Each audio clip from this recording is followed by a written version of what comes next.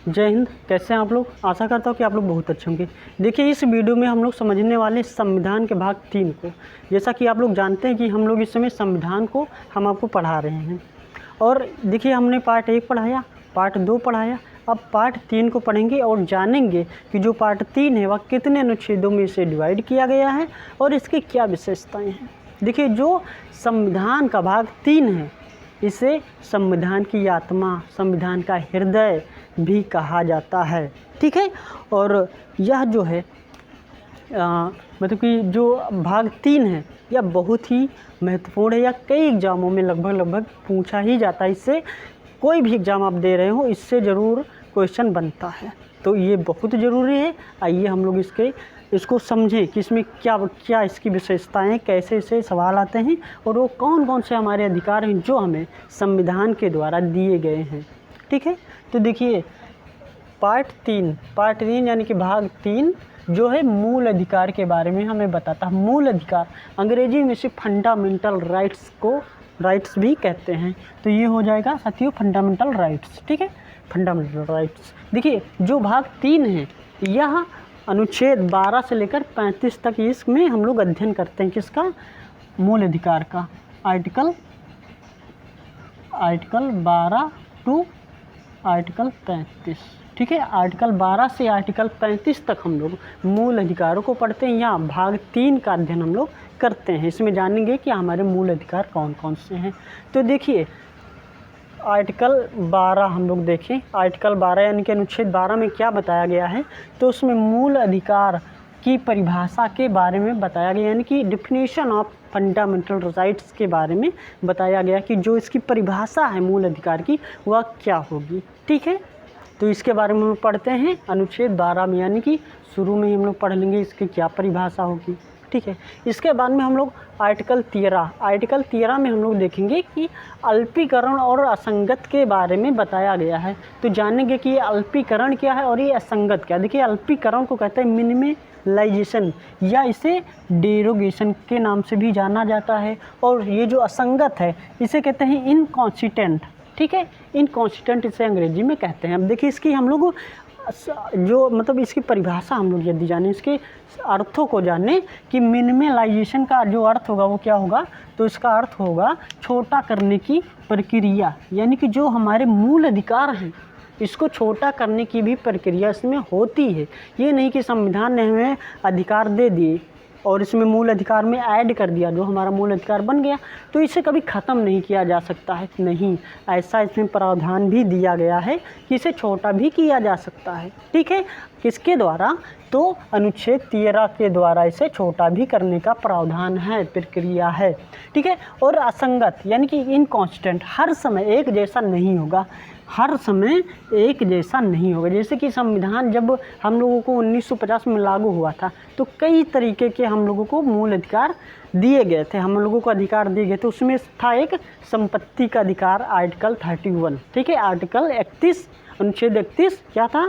संपत्ति का अधिकार। तो संपत्ति का अधिकार को हटा दिया गया। क्यों? क्योंकि वह विकास कार्यों में, लोक कल्याणकारी मतलब कि परियोजनाओं में वह बाधा बनता था, तो इसलिए उसको हटा दिया गया। तो उसको किस में रखा गया?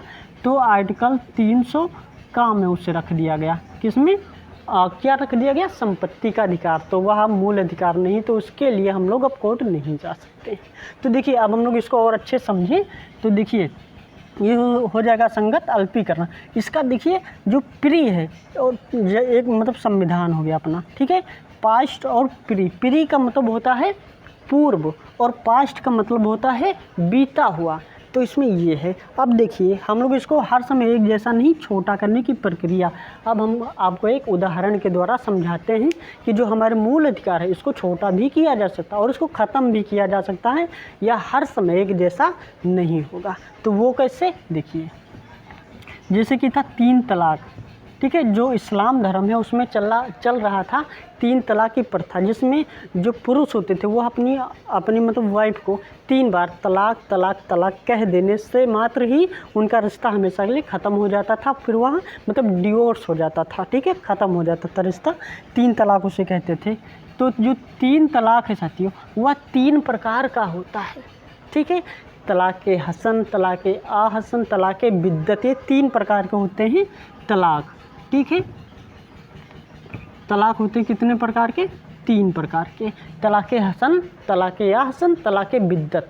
तो जो तलाक़ बिद्दत था उसमें ये प्रावधान था कि एक ही बार आप तलाक़ तलाक़ तलाक़ कह देने मात्र से ही जीवन भर का रिश्ता पति पत्नी का ख़त्म हो जाता था। या आप उसको यदि ईमेल कर दें, आप यदि व्हाट्सएप कर दें, फेसबुक पर अगर यदि आप मैसेज भेज दें, कैसे भी करके आपने 3 बार तलाक़ तलाक़ कह दिया है, लिख दिया है, तो वह तलाक़ माना जाता था। तो उसमें क्या था? वह था तलाक़ बिद्दत।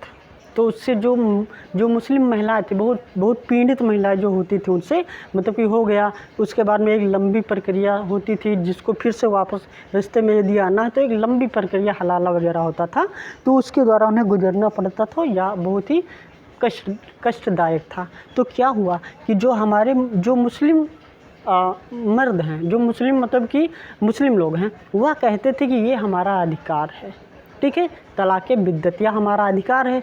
तो मुस्लिम महिलाएं भी देखो भैया, उनका भी तो कोई अधिकार होना चाहिए। यदि आपका अधिकार जो है वह किसी के को मतलब कष्ट दे रहा है, ठीक है, तो वह आपका अधिकार कैसे माना जाएगा? ठीक है, आपका अधिकार किसी को कष्ट देने के लिए ना, आपको किसी को दुख देने के लिए नहीं बनाया गया भैया कि ये आप अधिकार ले लीजिए, जाइए सबको आप टॉर्चर करिए, ये कोई अधिकार नहीं है। ठीक है, तो क्या था कि तलाक़ बिद्दत, तलाक़ बिद्दत, ठीक है, बिद्दत, इसको सरकार ने इस पर कानून बना दिया कि तलाक़ बिद्दत का जो उपयोग करेगा, जो एक बार में तीन बार तलाक़ देकर अपने पत्नी को घर से निकाल देगा, तो उसे जेल की सज़ा होगी, उस पर कानून बना दिया गया। अब देखिए, जो क्या थे कि जो मुस्लिम लोग थे, उन्होंने कहा ये मेरा मूल अधिकार है, इसका हनन हो रहा है।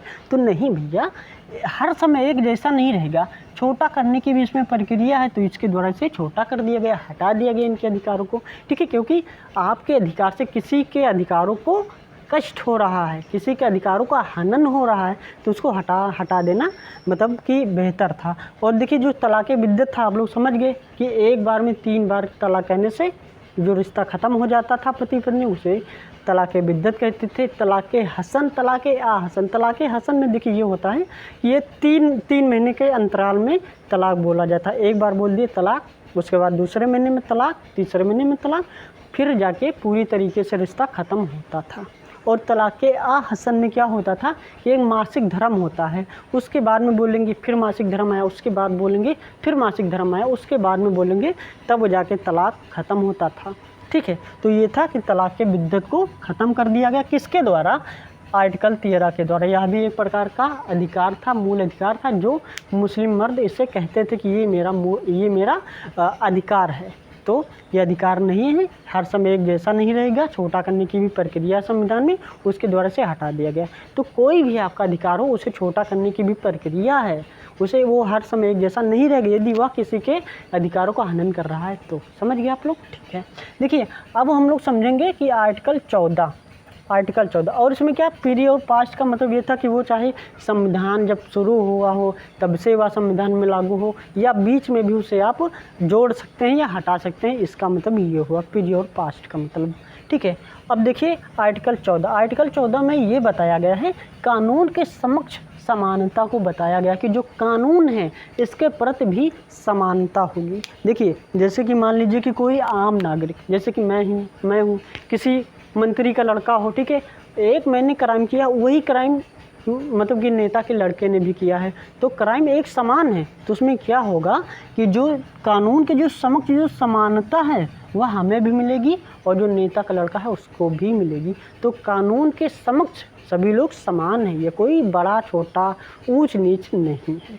तो कानून के समक्ष सभी को समान है।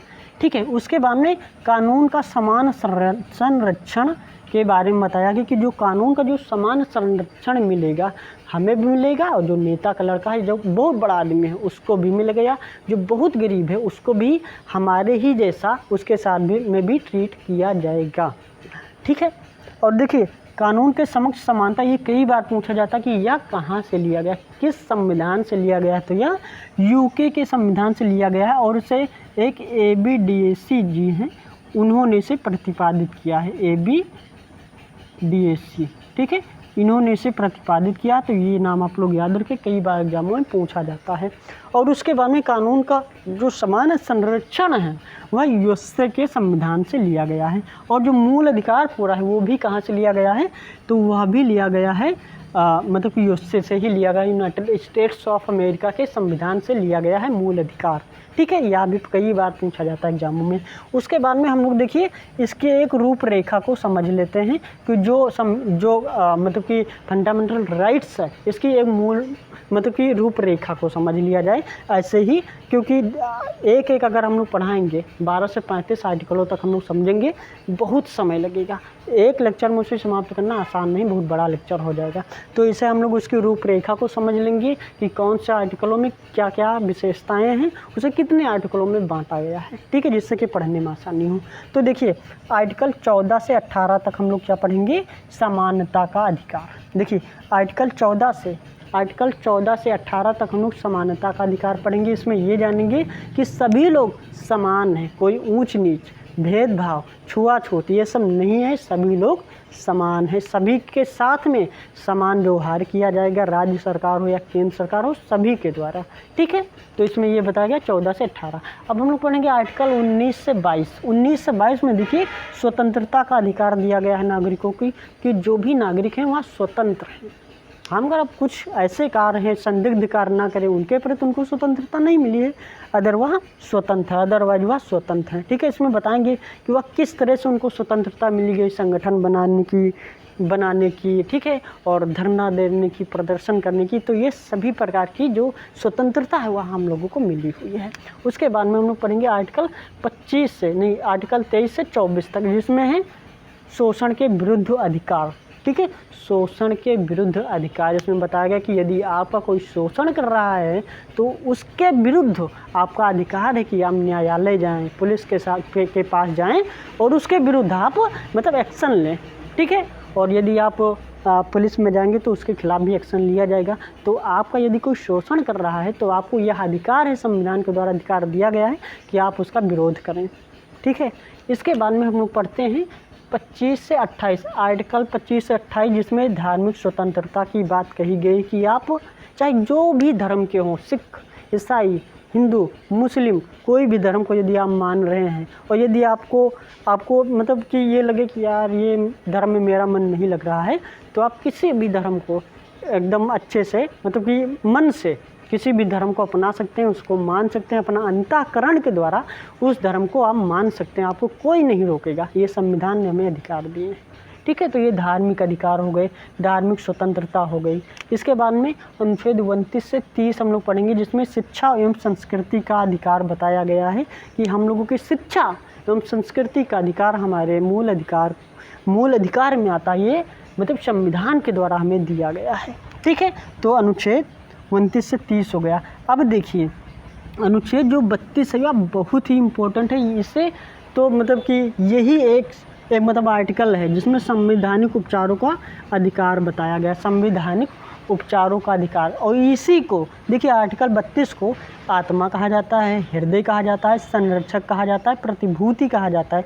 यानी प्रतिभूति का मतलब गारंटर कहा जाता है। हमारे जो मूल अधिकार है इसका गारंटर कौन है, तो इसका गारंटर है आर्टिकल 32। यानी कि आर्टिकल अनुच्छेद 32 जो है हमारे मूल अधिकारों का गारंटर है, प्रतिभूति है, संरक्षक है हमारे अधिकारों का। यदि ये ना हो तो फिर मूल अधिकार मतलब कि उसमें कोई शक्ति, कोई ताकत नहीं रहेगी। क्यों? क्योंकि हम लोग न्यायालय में अपने मूल अधिकारों का यदि कोई हनन कर रहा तो हम लोग चुनौती नहीं कर सकते हैं। मगर जो आर्टिकल 32 यह हमें ताकत देता है कि यदि हमारे अधिकारों का कोई हनन कर रहा है तो हम न्यायालय में चुनौती दें उसे।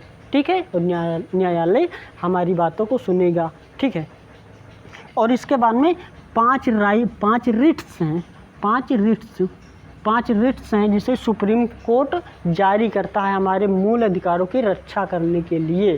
ठीक है, और देखिए ये सब हो गया। और इसमें यदि एक सवाल और पूछा जाता है कि महात्मा गांधी में जो डॉक्टर भीमराव अम्बेडकर जी हैं उन्हें जो आर्टिकल 32 है उसे आत्मा भी कहा गया है। आर्टिकल 32 संविधान की आत्मा है। ठीक है, हृदय है उसका। ओके, और इसके बाद में संविधान का उपचार। अब देखिए हम लोग ये समझेंगे कि जो DPSP है, यानी कि directive principle of state policy, राज्य के नीति निर्देशक तत्व, और जो हमारा फंडामेंटल राइट्स यानी कि मूल अधिकार है, इसमें क्या डिफरेंसेस हैं।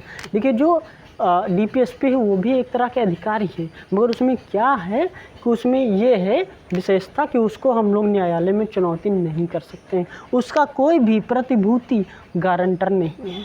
सरकार यदि चाहे तो हमें उनका लाभ दे सकते हैं, अदरवाइज उसका लाभ नहीं दे सकते हैं, हम लोग इसके लिए कुछ नहीं कर सकते हैं।